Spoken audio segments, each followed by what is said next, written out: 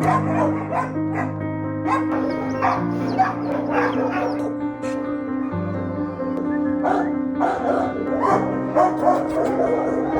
shelters right now are packed. We have no space for all the animals that keep coming in and aren't getting adopted. We would love for people to come in as close to the 4th of July as possible and foster a dog for at least 4 days so that we can accommodate the dogs that will come in that have gone missing because of the fireworks that scare them.